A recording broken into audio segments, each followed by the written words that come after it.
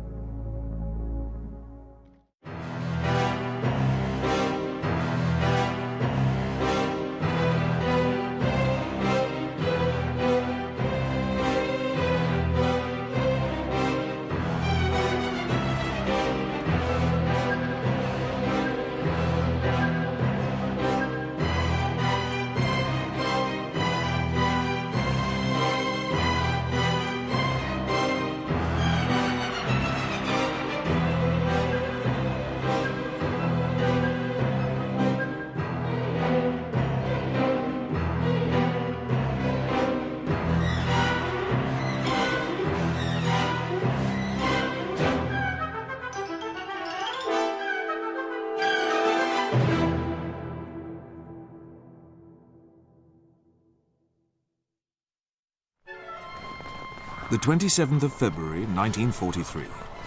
8 men moved stealthily through snowbound woods deep in Nazi-occupied Norway. The tide of war is turning against Germany. One of its armies has just surrendered at Stalingrad. Soon, this small team will inflict another shattering blow, but one which will remain secret until the end of the war. Its target is the secret plant where heavy water, a crucial ingredient for Hitler's atomic bomb, is in full production.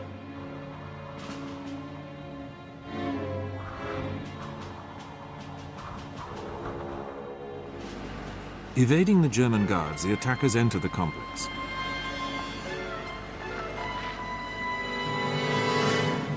In the room where the heavy water is being produced, they lay explosive charges.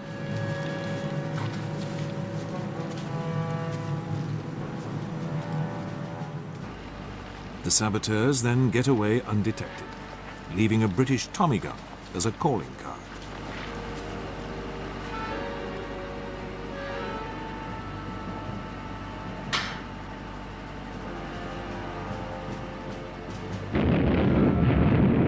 The Nazis' hopes of producing an atomic bomb have been seriously disrupted.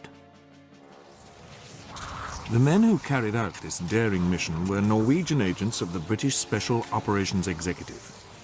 Their raid, and the follow-up to destroy all remaining stocks of heavy water, was SOE's most vital achievement during the war. SOE deployed its agents throughout the countries occupied by German, Italian, and Japanese forces. Their main task was to support local resistance movements, and to do everything they could to hamper the Axis war effort. Although they worked in secret, the men and women of SOE and the resistance movements were among the bravest gladiators of World War II. By the end of June 1940, almost the whole of continental Europe, apart from the Balkans in the southeast, was under the sway of the Axis. Britain and her overseas empire stood alone. Yet even though Britain itself was now threatened by German invasion, Prime Minister Winston Churchill was determined to strike back. To do so, he formed the Commandos to raid the coastline of occupied Europe.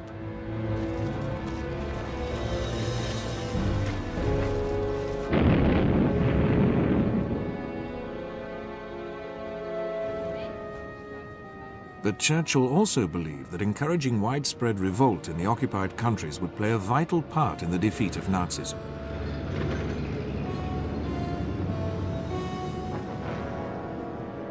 An organization was needed to build and coordinate this.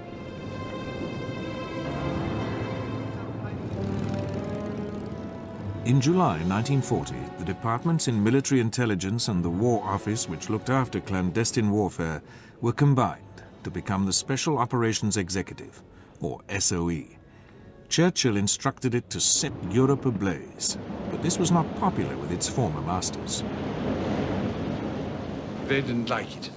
We had been told to set Europe ablaze, and of course what they wanted was complete peace and quiet in the areas where their agents were at work collecting information. The last thing they wanted in any given area was sabotage and something being blown up and tremendous reaction from the Gestapo. SOE's headquarters was set up in an anonymous building in London's Baker Street, and its first battle was to survive the bureaucratic infighting in Whitehall. SOE was basically organized into operations and support departments. The former controlled agents through individual country or region desks, while the latter provided the necessary weapons and equipment. The support department developed its own catalogue. In addition to weapons and explosives, items such as exploding cigarettes, itching powder for German underwear, and even exploding rats could be supplied. The support department was also responsible for forging all the identity cards, passes, ration cards, and other documents without which no one could survive in occupied Europe.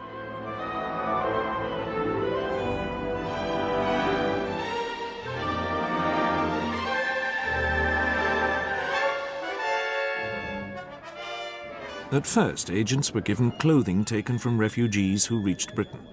But soon the support department had to develop its own camouflage section. This specialized in producing clothing to continental patterns.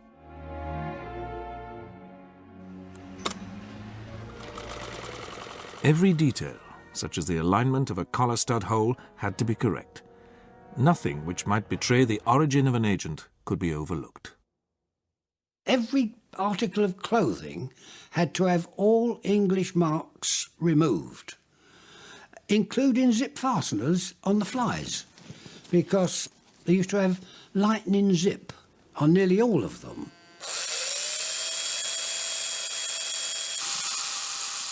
Well, all that had to be taken out with a dentist drill, because that would have been a giveaway straight away if an agent was captured. So it was a very, very thorough job because a man's life depended on it. The men and women whose lives would depend on it were SOE's principal asset, the agents who would be sent into the depths of enemy-held territory.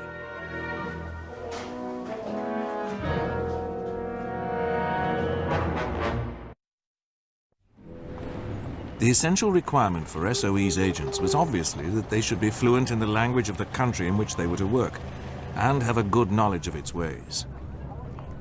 But beyond that, the selection procedure was surprisingly relaxed and informal, as Colonel Maurice Buckmaster, who ran F section, which covered France, explains.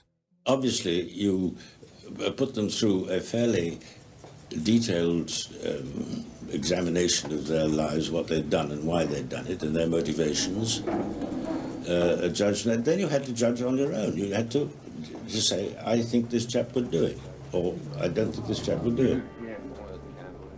To do it, the recruiters were looking for a special type of courage, as Vera Atkins, who worked for F section, later described. Surviving agents often played down their role. What was very brave and particular to them was to go behind enemy lines in civilian clothes without any backup and absolutely on their own. That is where the particular bravery comes in. I never thought of myself as brave particularly. But looking back, I'm amazed the things I did or lived through. I shouldn't have liked myself if I had not done it, I think. It was the only way to get our country liberated. We were all very young, you see, all round about 20 to 30, and full of ideals. That's what kept us going. We had ideals. After selection, agents were trained at a number of secret centres, usually requisitioned country houses.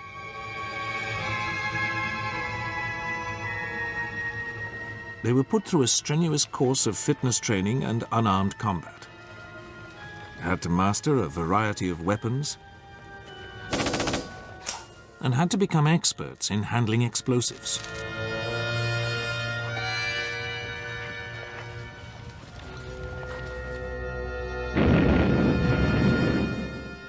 Then agents were given their cover story and new identity, briefed on Axis security methods, and taught how to live and survive in a largely hostile environment. Even the most careful training did not always prepare them fully. I went to Orléans with my reception committee. That's when I saw my first Germans. I turned round to look at them, and they told me never, ever do that. Never. If the worst happened, agents were trained how to react. If you were caught and being tortured, play for time was the motto, and therefore using your imagination about what you knew about your circuit and what they were likely to know about your movements, you would try and get 24 hours or longer before they really started bringing the Bro lamp to bear on your privates or whatever. With this chilling reminder of the dangers they faced, the agents were then committed to the field.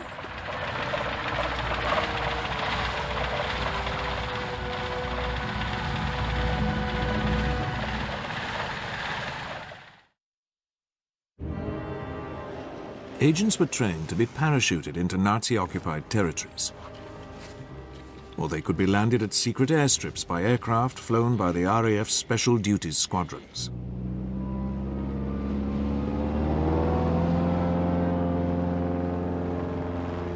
Once landed, the job of the agents was to establish and coordinate resistance networks.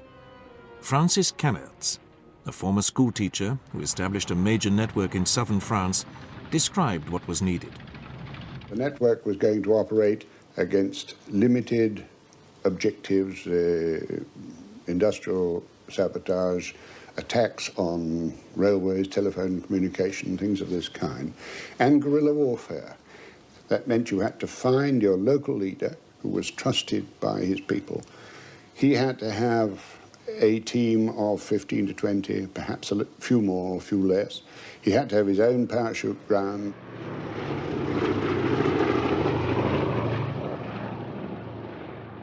He had to have his own means of hiding arms and equipment that were received and of distributing it on a local level. As far as possible, he was kept apart, certainly from an operational point of view, from other cells, so that the contact between the cells was very largely myself or one or two people in whom I particularly trusted. The circuit organizer was usually supported by a radio operator and a courier.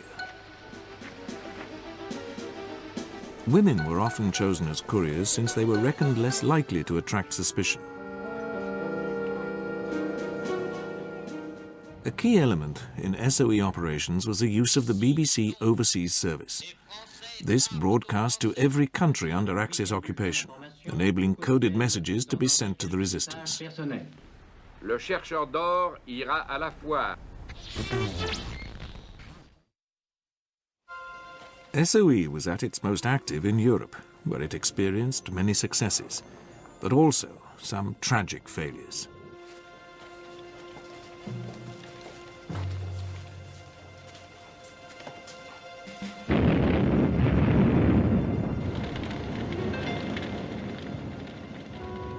Because of its distance from Britain, Eastern Europe was difficult to support. The Free Polish government was eager to do what it could to foster resistance to the Germans. SOE-trained agents were inserted to help the Polish Home Army, as the resistance was called, and some weapons were dropped. But when the Home Army rose against its German oppressors in Warsaw in August 1944, it was crushed after a bitter 6-week battle. SOE's Polish section did manage to organize some supply drops, but was largely frustrated by Moscow's unwillingness to allow these to be mounted from Soviet territory.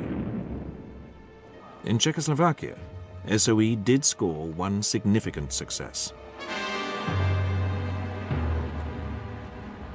In September 1941, the ruthless Reinhard Heydrich became governor of Bohemia, as the Germans called the rump of the country. His cruelty convinced the Czech government in exile that he must be assassinated, whatever the cost. The following spring, 2 SOE-trained agents were dropped into Czechoslovakia. On the morning of the 27th of May 1942, they ambushed Heydrich while he was being driven to work. After their submachine gun had jammed, the agents managed to wound him with a grenade.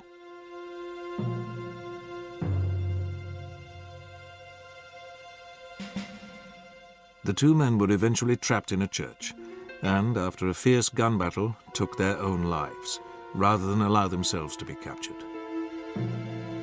In the meantime, Heydrich had died of his wounds. The Nazi retribution was horrific. More than 5,000 people were killed, including the inhabitants of two villages, Lezaki and Ledice, which were razed to the ground. The slaughter of innocent civilians in revenge for resistance activity was common throughout German-occupied countries. It was the terrible price which often had to be paid if SOE were to set Europe ablaze.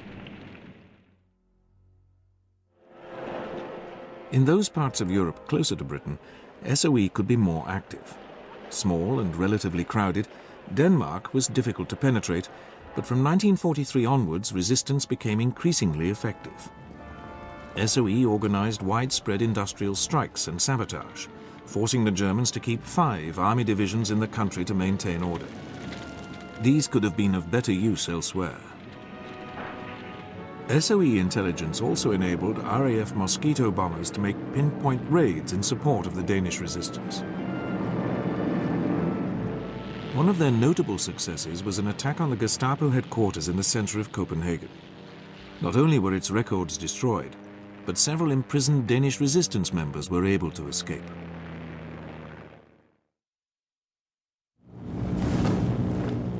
The most decisive blow struck by the SOE in Norway was also mounted from the air. The Norsk hydro plant in Telemark produced deuterium oxide, otherwise known as heavy water, which was vital for Nazi Germany's atomic bomb program. After an attempt to sabotage the plant had failed, a group of SOE agents parachuted into Norway. And on the night of the 27th of February 1943, they got into the plant unobserved by the German guards. They made their way to the condenser room and placed their charges.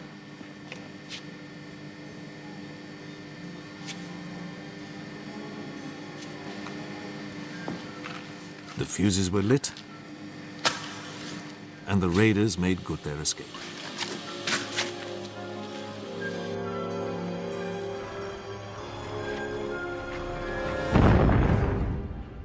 Heavy water production was halted for 2 months.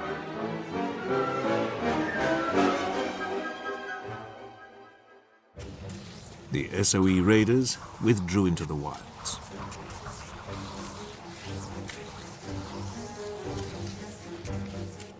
Although pursued by German ski troops, they got clean away. 2 of the agents remained in Norway to monitor German activity. That November, after a US air attack on the plant, the Germans decided to cease heavy water production and take the remaining stocks to Germany. The first stage of the journey involved transporting the heavy water by rail to a nearby lake. The wagons were loaded on board a ferry to take them across the lake.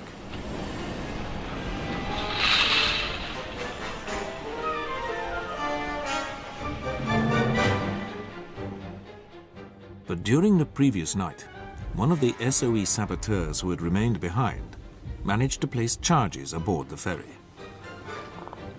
Even though civilian casualties were likely when they exploded, the Norwegian government in exile had decided that the attack must go ahead. Once the ferry reached the center of the lake, the charges detonated.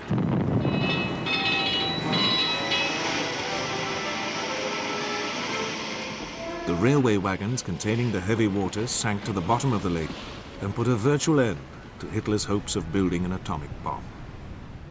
The Telemark attacks were arguably SOE's most important successes of the war. In stark contrast, its activities in Holland led to its greatest disaster.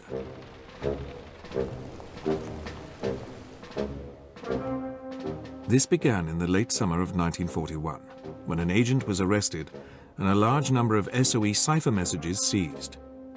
The Germans were able to begin breaking the SOE codes. Then a double agent helped the Germans to penetrate the network in The Hague.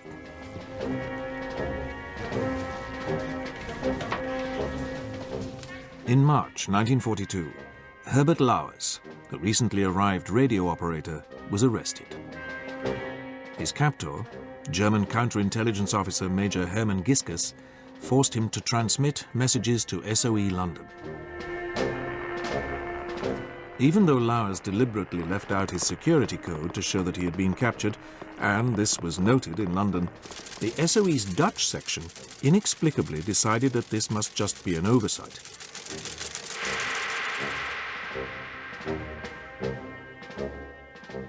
They continued to send out further agents and announce where these would be landed.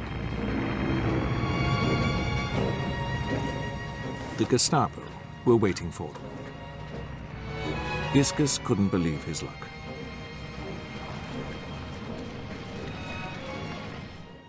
The Englandspiel, or England game as he called his operation, continued for 20 months. 61 agents were caught, most of whom were shot. It was not until November 1943 that London finally realized what was happening. And this was only after two of the arrested agents, Ben Ubink and Peter Duerlein, managed to escape and get to neutral Switzerland. Once there, they went to the British Embassy and revealed the whole disastrous story. Although SOE did send further agents to Holland, its relations with the Dutch resistance had been badly damaged. No convincing explanation for this tragic lapse in security has ever been put forward.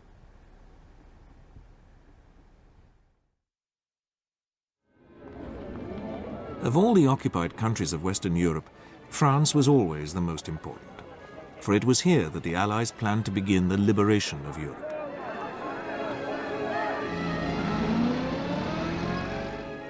Ever stronger German defenses meant that this would be an enormously risky task, one in which the French resistance could play a vital role.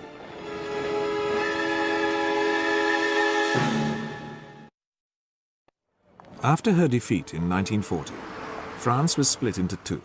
The north and west were occupied by the Germans and placed under their military rule.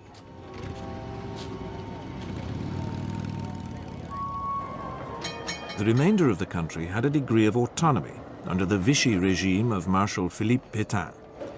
It was somewhat easier for SOE to operate here.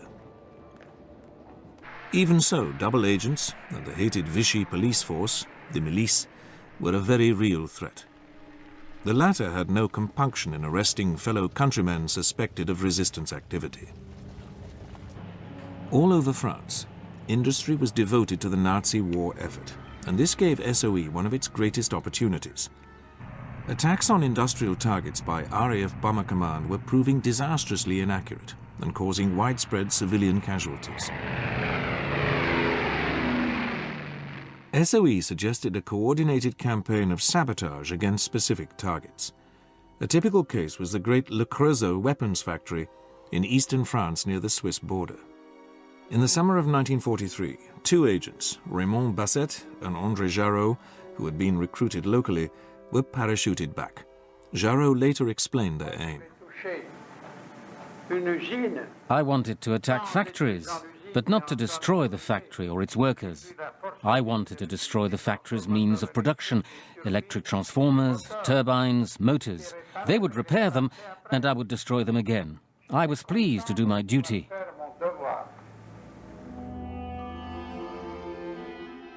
SOE had been able to identify the main electrical lines and transformers which powered what had been called the Krupps of France. These would be the pinpoint targets.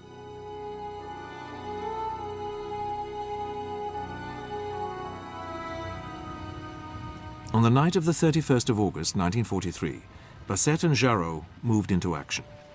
The transformers, several in remote areas, were unguarded. Magnet bombs with time fuses were put in position.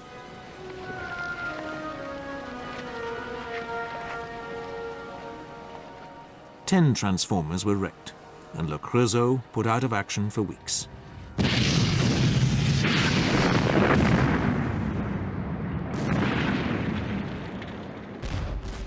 A similar operation was suggested by Harry Ray after he watched the Peugeot vehicle factory being bombed unsuccessfully.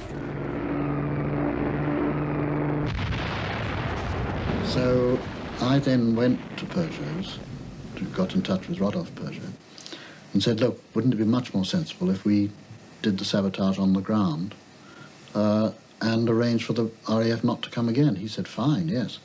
So I'll put you in touch with somebody who will put you in touch with somebody who will get you into the factory to see about the possibility of sabotage. And after that, I never went in again. There was a small team that organized itself of perhaps half a dozen people, and I provided them with the explosives, mainly the magnet bombs that you could just put onto a machine, and then with a time fuse, arrange for it to go off half an hour, 2 hours later. Similar action could be taken to disrupt the transport system.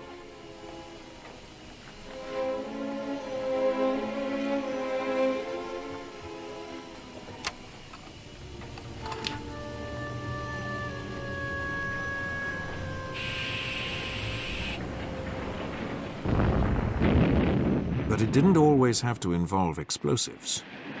Pegleg used to change the way-bills on these wagons, and so a chap who was hoping to get his sulfuric acid, say, to Lorient for submarine batteries, it might turn up in Amiens at a fighter aerodrome, where they were expecting variable pitch propellers or something, you see, or carburetor parts, or God knows what. And the buggeration of that and the frustration is monumental, and how to trace it is very, very difficult. Oh, Pegleg never got caught. The growing number of SOE networks all over France provided valuable intelligence about the position of German units and kept watch on the building of German coastal defenses, Hitler's much vaunted Atlantic Wall. For ultimately, all resistance activity was directed towards preparing for the liberation of France and Europe. Typical of the SOE agents operating in France was Odette Sanson, a French girl married to an Englishman.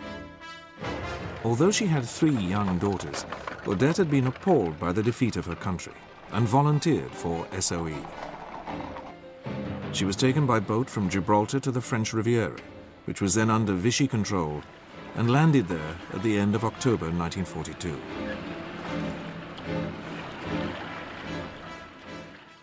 Odette met up with Peter Churchill, the SOE leader in the area, and became his courier. Their primary task was to help organize an underground army of 20,000 men, which the local resistance claimed they could raise. But this became much riskier when, a few weeks later, the Germans took over all Vichy areas following the Allied landings in French North Africa.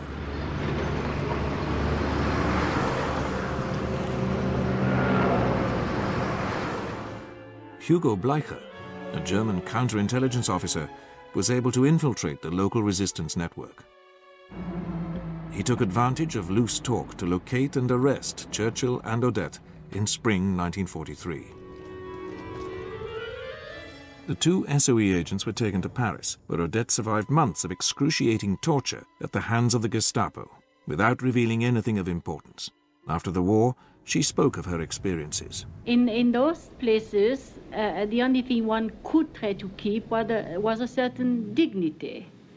There was nothing else.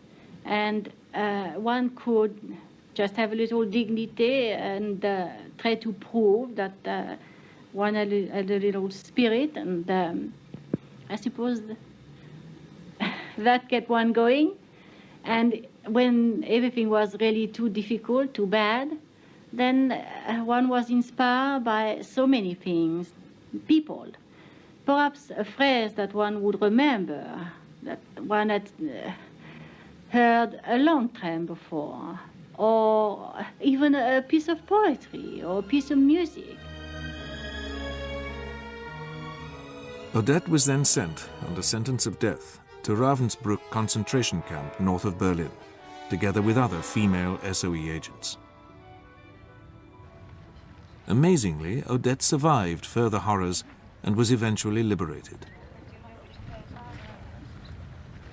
But 1/3 of the women agents sent to France were tortured and killed after capture, but none ever betrayed anything vital.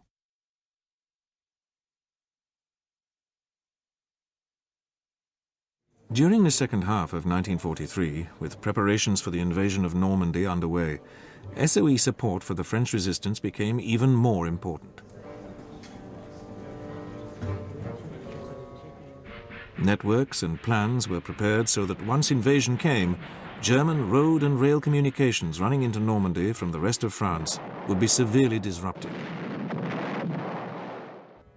The Maquis, a secret army of young Frenchmen, many of whom had taken to the hills of rural France to avoid being sent to work in Germany, was being armed and trained to operate in the German rear and pin down reinforcements. The number of SOE flights to drop weapons and other supplies to the networks increased steadily.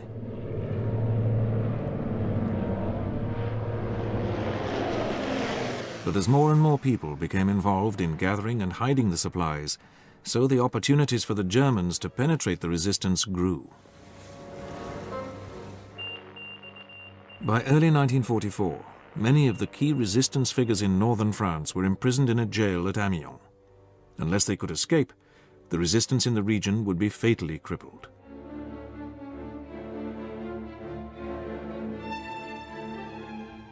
SOE passed the details of the jail wing in which prisoners were housed to the RAF. On the morning of the 18th of February, 1944, mosquitoes made a daring low-level attack on the prison.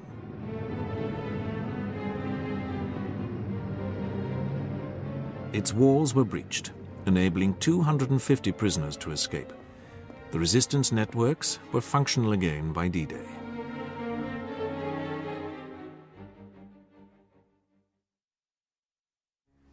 During the evening of the 5th of June, as the Allied invasion force approached the Normandy coast, the resistance networks established by SOE were called to arms. Long-awaited messages were heard on the BBC. I was in the hay of a loft, and I really didn't even bother to go down the ladder, but jumped down so as to tell everybody about it, because this was the culminating moment, really, of our mission. They went round, got all their material out of the hiding places, cleaned the weapons, stuck the ammunition, and then they were ready to move the next day because the message came so quickly. A carefully planned campaign of sabotage on the routes leading into Normandy from the south began.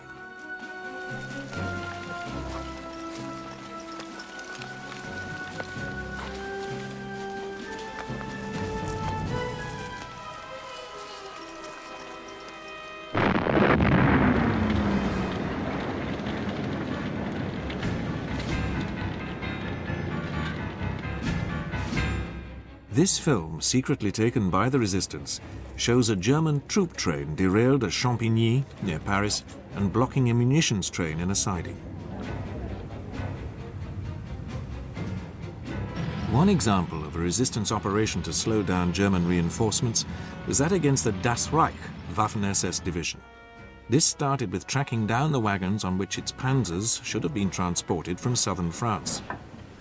These wagons were very, very important because they were putting 3 or 4 in one little station on a siding, 3 or 4 in another. They were dispersed everywhere. They hardly stayed more than a day or 2 days in Montauban marshalling unit. To deal with this, Tony Brooks' network came up with a novel and effective method of attack.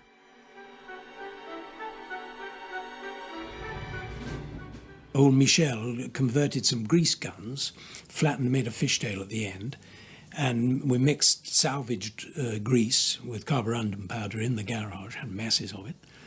And then this was handed out to various people, young people, including one of his daughters, to go round and vaccinate these wagons. The vaccinations proved totally effective. The bearings on the wagons soon seized up, and the Das Reich was obliged to set off for Normandy by road. Other parts of the resistance now went into action. The Maquis and the Corrèze and the Creuse delayed it. Then they had the massacre of Oradour-sur-Glane, and then they got delayed north of Limoges, and then they got delayed when they got to the Loire. They planned to get to Normandy, to Caen, in 4 days. They took 16. SOE also coordinated similar operations to coincide with the successful Allied landings in the south of France in August 1944. During the rapid drive north of American and French forces, the resistance acted as guides and provided information about the position of German formations. SOE was also deeply involved elsewhere in the Mediterranean. In 1941, it set up a separate headquarters in Cairo to cover the Middle East and the Balkans. This took over some of the special forces tasks of Headquarters Middle East. The main project that SOE inherited was to help in the liberation of Italian-held Abyssinia. Playing a major role was Colonel Ord Wingate, who later founded the Chindits. Accompanied by exiled Abyssinian Emperor Haile Selassie, he led a force of Abyssinians and Sudanese in a highly successful thrust into Abyssinia from Sudan. The crowning moment came on the 5th of May 1941, when Wingate and his men escorted the emperor into his capital, Addis Ababa. SOE could take some credit for this success, but its reputation in Cairo did not benefit. From the start, its headquarters was notoriously inefficient and lacked security. Every Egyptian cab driver appeared to know where it was. SOE's main problem was that it lacked good intelligence, largely because the British Secret Intelligence Service was unwilling to pass on any information. What intelligence SOE did gain was not trusted by London. Nowhere was this more apparent than in the Balkans. Following the German occupation of Yugoslavia, two distinct resistance groups formed. One, known as the Chetniks, was led by Royalist Colonel Draza Mihailovic. The other was under the iron grip of communist Josip Tito. Initially, the British government supported Mihailovic, but after a series of SOE-arranged missions, culminating with a visit by Churchill's special representative, Fitzroy MacLean, support was transferred to Tito and his partisans. As Churchill put it, they seemed to be killing more Germans.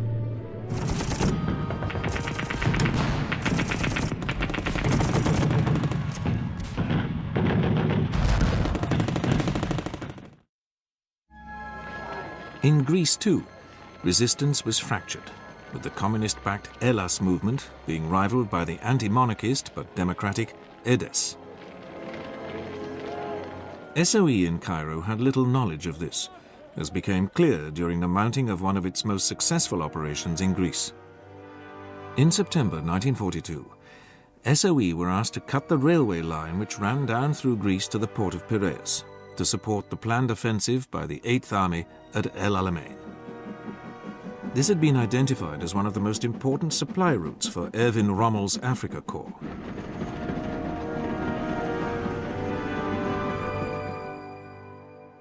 SOE selected Eddie Myers, a regular engineer officer with little experience of clandestine operations, to lead the party. His second in command was Chris Woodhouse, a classical scholar who had already operated in Greece. The team was given hasty parachute training, and after one abortive attempt, its members parachuted into Greece in the early hours of the 1st of October. Their target was one of 3 railway bridges: Papadia, Asopos, and Gogopotamos, but they knew little about them. Myers and his men were beset by problems from the moment they landed. First, they were supposed to meet an EDES leader called Napoleon Zervas, but he was not there to receive them. They had been dropped in the wrong place. Then, one of Myers' 3 4-man teams could not locate the dropping zone and returned to Egypt. Myers sent Woodhouse to find Zervas, giving him 14 days to do so.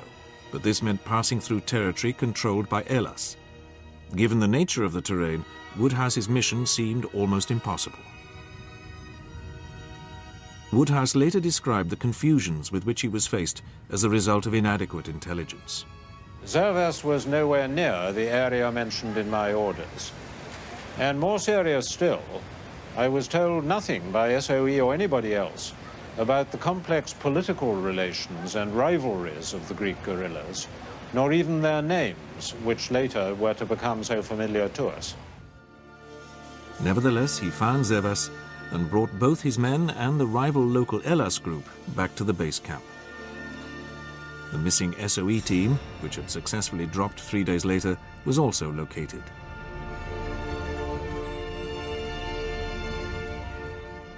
In the meantime, Myers had carried out a reconnaissance.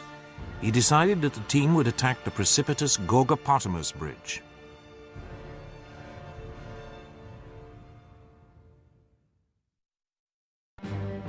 The SOE team and its Greek resistance supporters moved into position at the Gorgopotamus Bridge on the evening of the 25th of November. Local villagers helped them transport the necessary explosives to their target, and supply trains chugged overhead as these were put in position.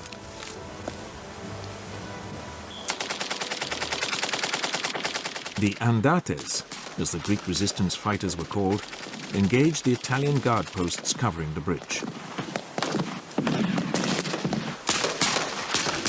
Then came the signal that the bridge was about to be blown.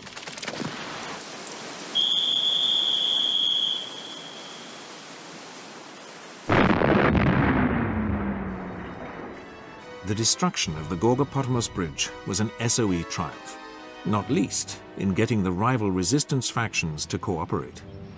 Unfortunately, by then, Rommel had already been driven back from El Alamein.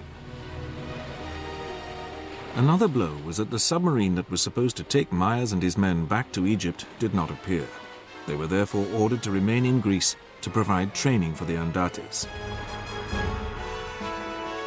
In the meantime, Axis reprisals against the local population deterred the Andates from further action against the Germans and Italians.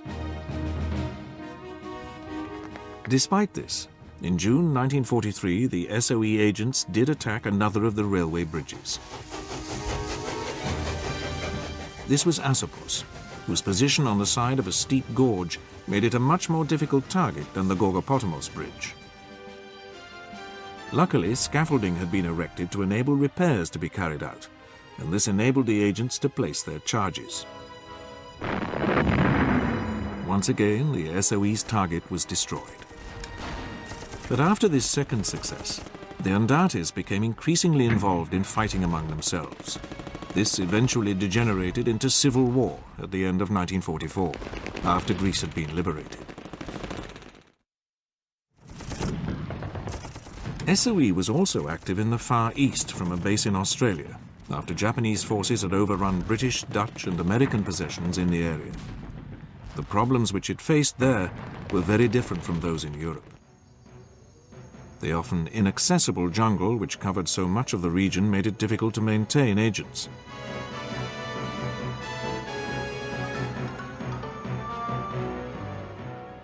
While in the towns and cities, a Western agent stood out like a sore thumb. One very successful operation against Singapore Harbour was led by Captain Ivan Lyon.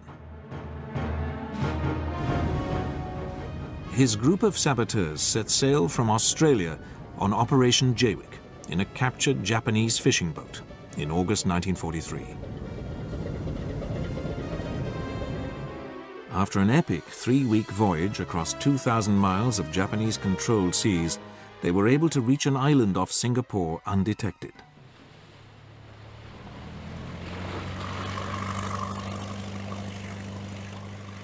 There they set up camp and unloaded the kayaks which they had brought with them.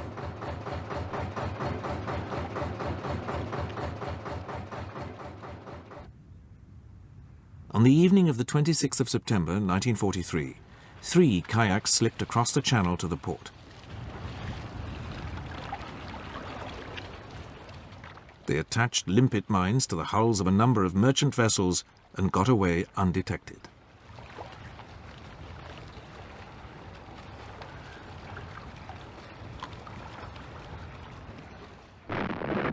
50,000 tons of enemy shipping had been sunk, but a second attempt a year later was a disaster, with Lyon and all his party either killed or captured by the Japanese and later executed. In Malaya, SOE agent Freddie Spencer Chapman, who knew the country well, was able to set up a resistance network. This was made up of indigenous Chinese, who were keen to avenge the atrocities being perpetrated by the Japanese in China. Spencer Chapman and his men waged a lengthy campaign against Japanese communications in Malaya. Bridges were blown, convoys were ambushed, and large numbers of Japanese troops tied down far from the fighting fronts. In Burma, SOE and its American equivalent, the Office of Strategic Services, made much use of the hill tribes in the north of the country. During the latter stages of the Burma campaign, the tribesmen mounted numerous attacks and ambushes on the withdrawing Japanese, killing some 14,000 of them.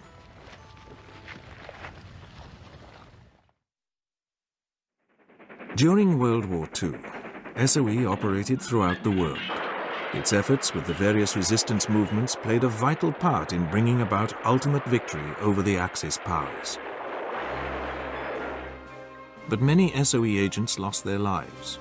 Of more than 400 sent to France alone, 1/4 did not return. Others suffered severe torture. Their contribution was recognized by numerous awards for bravery.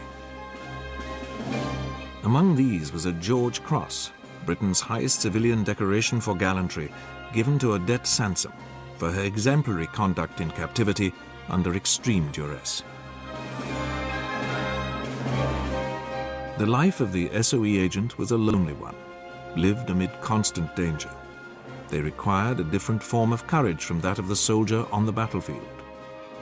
Nonetheless, they were true gladiators.